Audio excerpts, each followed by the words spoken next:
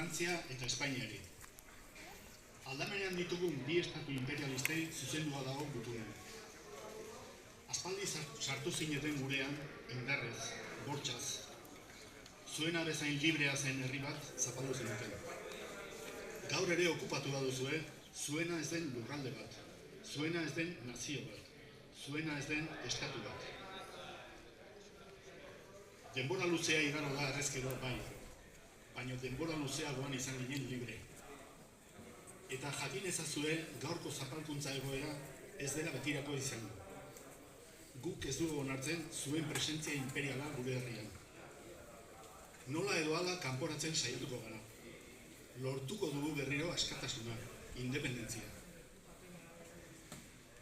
Zuen lurraldea gurearen kontura handitzea indarrez inposatu ondoren, gure instituzioak suntsitu eta ordezkatu zenituzten gaur zuen esanetara eta zuen mesederako indarrean dauden horiekin. Gureak direla sinetxarazin nahian. Baina buru alienazio hori ez duzu erabaldartu, ez da lortuko ere. Guk ez ditugu onartzen gureak bailigan.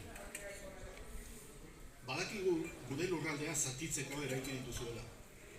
Badakigu zuen boterearen administrazio hutsa direla. Ez dutela botere propiorik.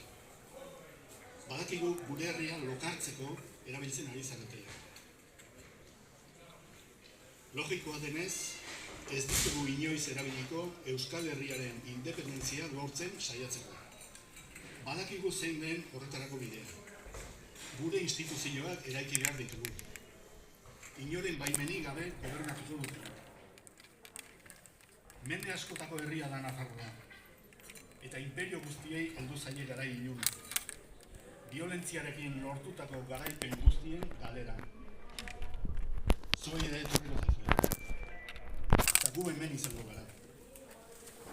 Zuen gaburako hemen gaude. Bizirik gaude.